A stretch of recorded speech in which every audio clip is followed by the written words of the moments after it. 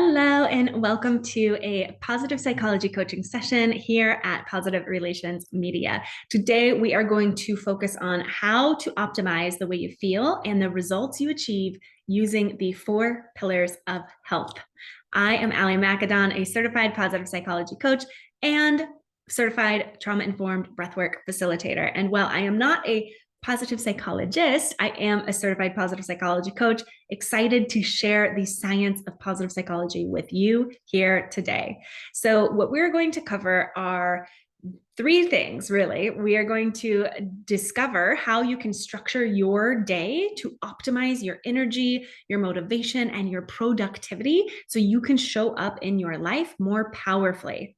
We are going to experience one of my favorite pause psych interventions, which is going to help you to strengthen your mindset and help you to step into your vision for your future. We are also going to explore a little bit on how to reset your nervous system in order to release stress so that you can start fresh and call in bigger results energetically through your body. Sounds exciting, right? In other words, I'm not just going to sit here and lecture you today or share information and motivation and research. I'm actually going to give you opportunities to experience some of these interventions that are based in science and shown to be effective. You get to experience those here today at Positive Relations Media. So the first thing that we are going to cover is it's what's known as the best possible self intervention. This is one of my favorites. And really what it allows you to do is it helps you to change your mindset and increase your levels of optimism towards the future. It has been proven that imagining and visualizing involve deeper cognitive processing as compared to verbalization or writing, and therefore are more effective. So, are you ready, my friends? We are going to take about 5 minutes or so here together and experience the best possible self-intervention for yourself. Sound good? All right. Hopefully you are not driving or running. If you are, you can still partake, but really I'm inviting you to experience this when you have the ability to fully commit to this exercise. So if you are seated, let's go ahead and put your feet flat on the floor. Put your hands down on your tops of your legs, either palms down or palms facing up. And just take a couple of really big, deep cleansing breaths in through your nose, out through your mouth.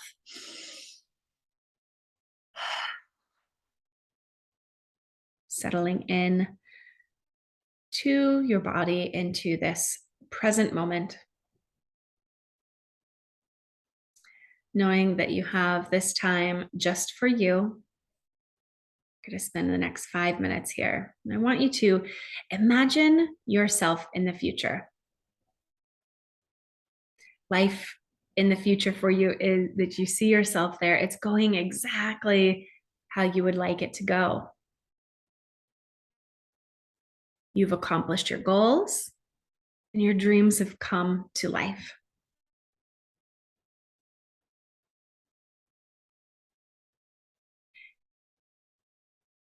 See yourself there. What are you wearing? What does your hair look like? What facial expressions are you making?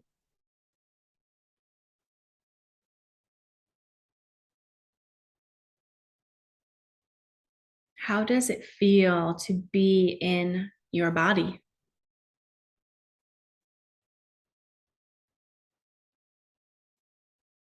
Notice the way you're moving.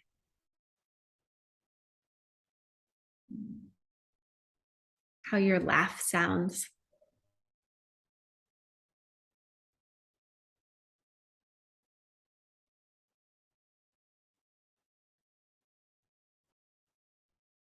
And again, notice how it feels to be in your body as you live your best possible life.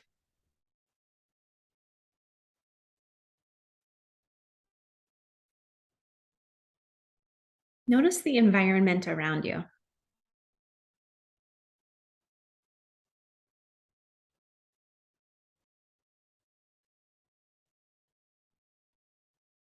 Is anybody else there?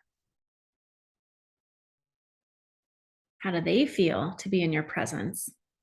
How do you feel to be in theirs?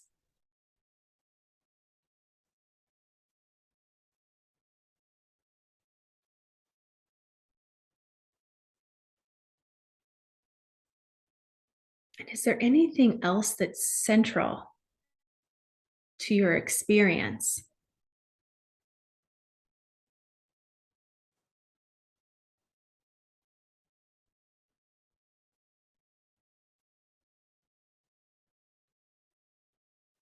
Are there any important elements that stand out to you? Maybe there's food. What types of food? Maybe it's nature. Maybe there's games or music. Maybe there's quiet.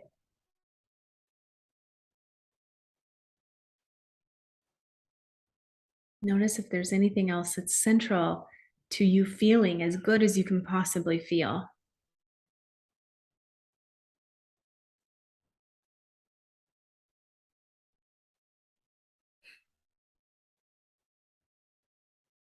Now, see yourself there in the future and start to rewind everything that you've just discovered.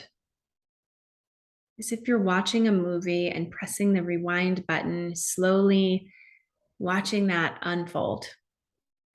Now rewind back to the day prior to that day and the month prior, and rewind as far back as you need to get to be here today.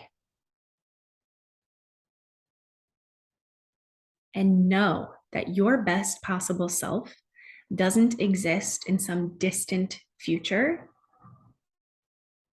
Your best possible self is here, now, today.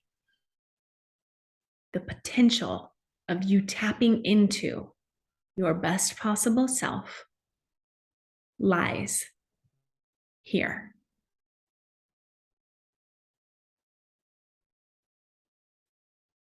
Take an inhale through your nose and exhale, just bringing that energy back into your body. You might wiggle your toes and your fingers. If your eyes have been closed, slowly start to open them, slowly coming back into your present environment. And take a moment to ask yourself, what effect did the exercise have on you? What effect did that have? Pause the video right now if you'd like to take some time and journal on that. Was it motivating? In what ways was it motivating? Was it inspiring? In what ways was it inspiring?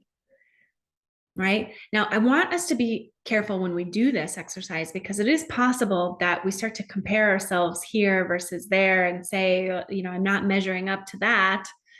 Right? That's not the point. The point is that we visualize on a regular basis what's possible for us.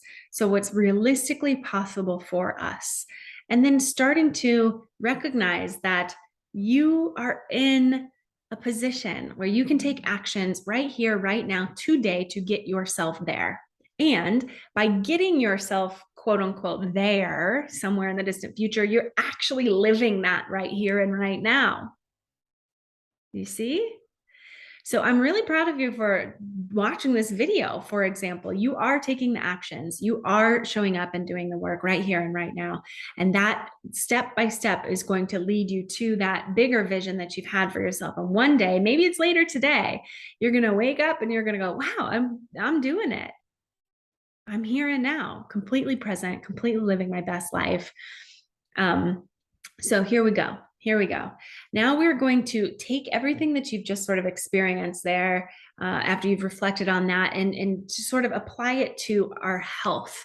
Because what we know is that health is very important to our overall well-being, to our overall levels of satisfaction and fulfillment in our lives.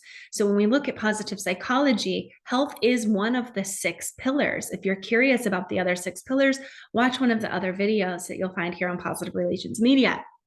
So today is all about health, which I'm always like, I want to ask you, I want you to take a second and think, what does health mean to you? What does health mean to you?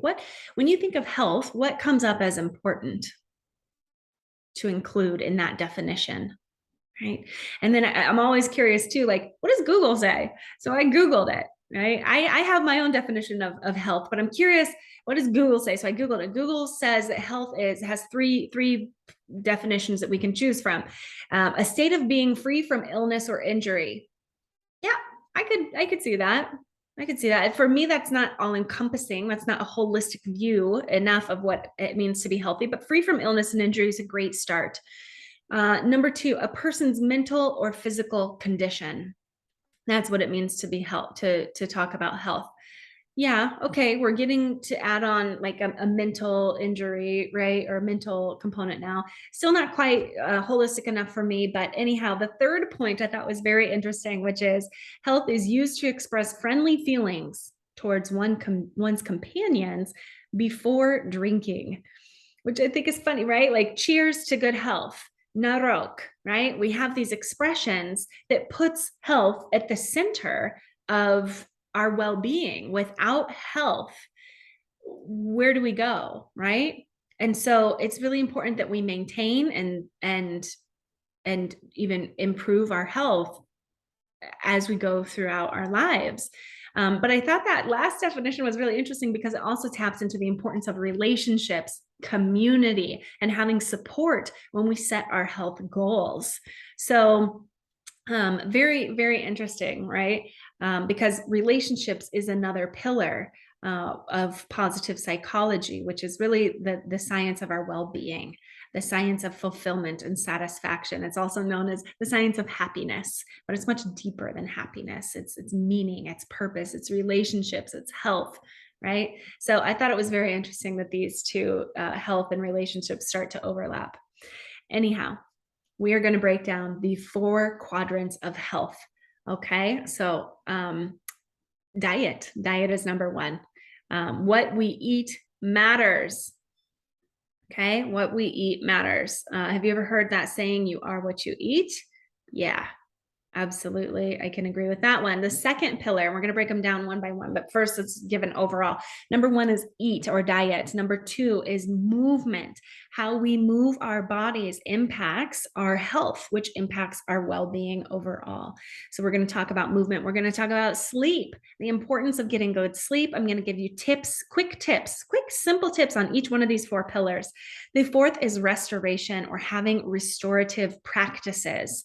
So how can we put some restorative practices in our lives that allow us to nurture our health in a more holistic way? How can we quickly reset our nervous system and change our state of mind, our state of being, and how we feel? How can we do that pretty quickly and simply through some restorative practices? Sounds good, right? All right, so we are going to dive into each one of these one at a time now. So first up, we have diet, which is so important, right? We all know this. When we eat a balanced meal or have a balanced diet, it is going to help us to reach optimum health and can do things like reduce your body's inflammation, make your joints feel better, begin to heal your gut lining. You can increase your energy and your mood. You can reduce cravings. You can maintain a healthy body weight or lose weight. You can balance your hormones through your diet. You can reduce acne. You can improve your cognition through the foods that we put into our bodies, right? So diet is a really, really big player in how we feel every single day. And it's one that I know personally I've taken for granted much of my life, and I'm continuing to work through every single day. It seems like it's just always at the center of what it means for me to grow and to evolve, is by continually looking at what am I putting into my body and how is that making me feel? Is it supportive or is it destructive? All right, so here are some quick tips on how we can improve our diet. Super easy things, you guys. Okay, this comes to us from the Glucose Goddess Hacks, and she tells us that we should do a few things that are super simple, like eat a savory breakfast instead of a sweet one. When you do eat sugar, have a dessert after a meal and never on an empty stomach. Okay, it just spikes the blood sugar in our bodies. It's not good for us, right? So to have that steady feeling of energy and motivation every day, we want to eat sugar after a meal, not on an empty stomach. The third point kind of ties into the fourth point, which is basically to eat a veggie starter before all of your meals. So that when you eat your meal, you're eating veggies first, and then your protein and your fats second, then the starches, and then lastly having that sugar. After you eat, go for a 10-minute walk. Use your muscles in another way. Move your body so that you can support that digestive process. And then this last tip, super easy thing that we can do is before eating, when you feel like it, just drink some diluted vinegar with water. Why, you might ask? Well, by having that 1 tablespoon of vinegar mixed into a glass of water, really important to dilute it. What it does is it helps the glucose disperse from our bloodstream into our muscles where it can be used. And that sort of ties into the go for a walk or move your body after you eat, right? So we can start to move that nutrition into our bodies in ways where it can be best utilized. All right. I told you quick, simple things, right? And I'm not saying you should go do all of these things, but which one of those stands out to you as something that you could start doing really easily today? Okay, the second pillar of our health is movement, physical activity, which was actually it's actually identified as the most important factor in reaching our optimal functioning. It's moving our body, which moves our energy.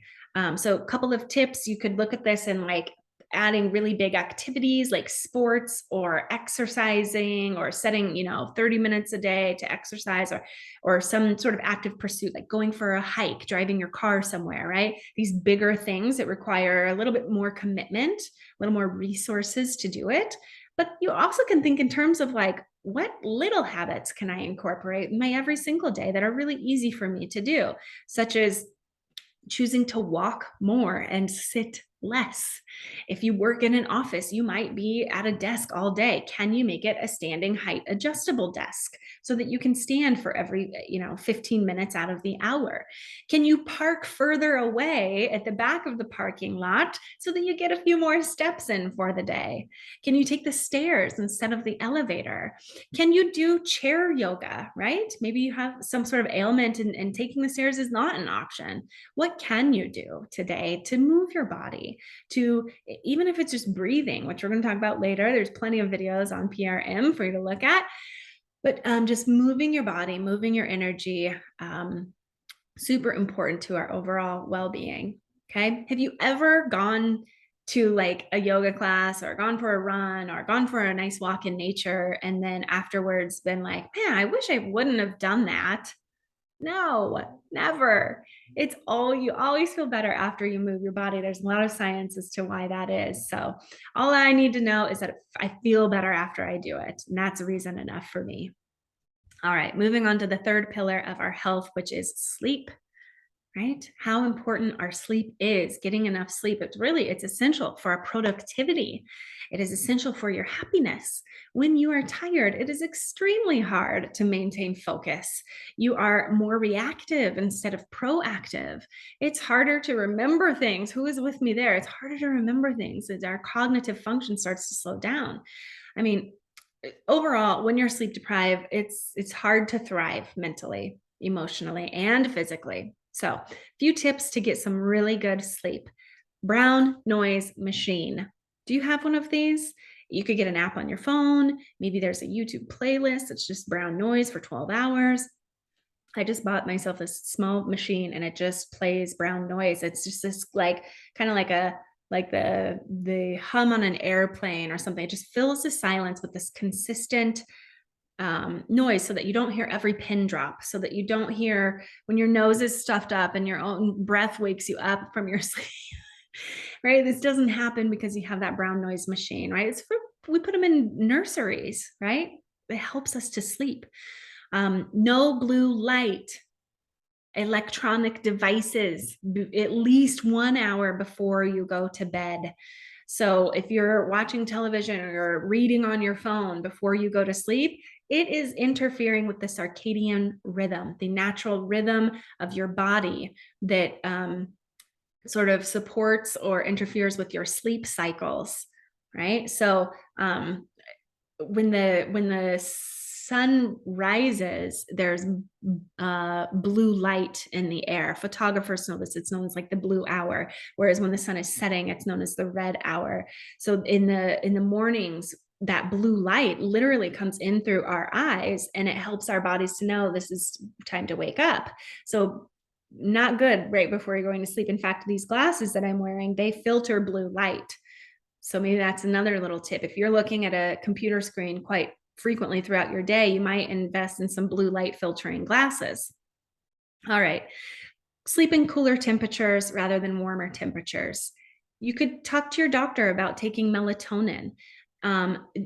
Not drinking alcohol is going to support your sleep. Not drinking caffeine is going to support your sleep. And then, of course, having more movement and exercise throughout your everyday, really important. All right, now we're going to move on to the final pillar of health, which is restorative practices, restoration. Basically, these restoration practices, which we're going to talk about, and you can get really creative here, they are whatever you feel like allows you to reset your nervous system, whatever you feel like allows you to release stress and start fresh. And that's kind of important. Release the stress and start fresh. Because I know that I have some habits in place where I think that I'm relieving stress, but actually they don't allow me to start fresh. For example, I'm going to full confession here, pasta. For me, pasta is a comforting meal. Comforting. I think of it as a comforting meal. I think that I'm giving myself this break from the day, and I'm going to enjoy this, pasta because it's going to help me to restore, and it feels good. But it doesn't. It actually doesn't allow me to start fresh after that. So that is not a restorative practice. It's a restorative practice in disguise. So watch out for those. And really ask yourself, is this supportive to me? Does this put my emotions in an upward spiral? Does this boost my levels of productivity and motivation? Is this inspiring to me? And if it is, you can put it in your toolbox of restorative practices. So again, restoration is about letting go of the stress and starting again. But I do want to make this clear. Stress in itself, it's not necessarily a bad thing. In fact, it's essential that that we have stress in our lives, on our bones, for example, for good bone health.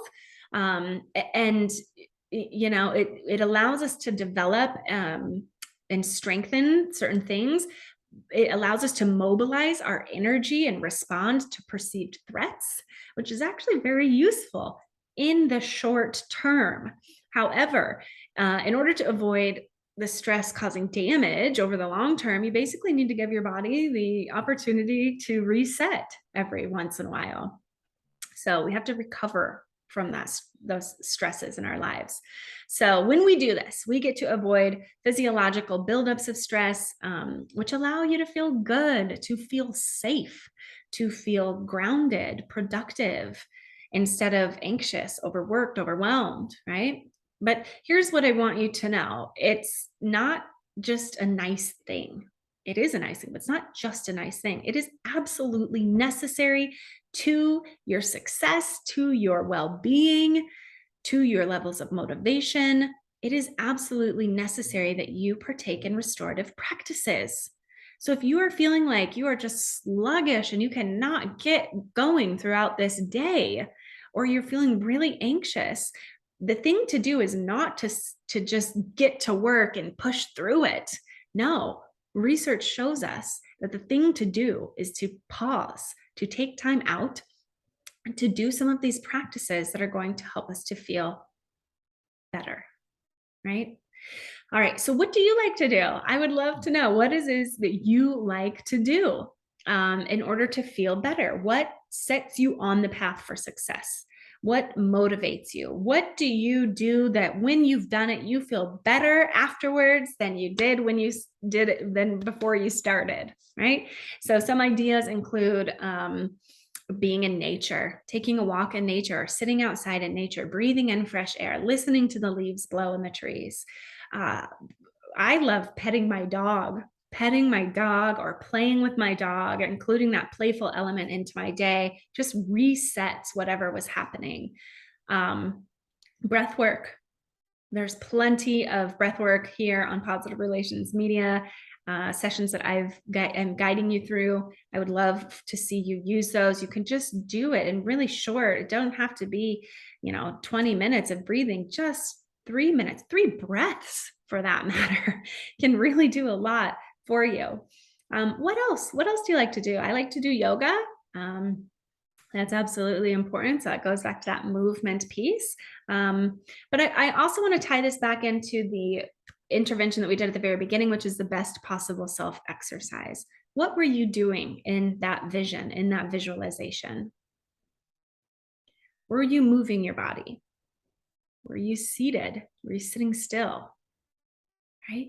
So that might be sort of an indicator of what it is you need right now, what it is that makes you sort of come to life and feel at your best. Okay. All right. In conclusion, I want you to think of one thing within the 4 quadrants of health that we just discussed: diet, movement, sleep, and restoration. What is one thing that you can commit to integrating into your everyday so that you can feel and be your best possible self?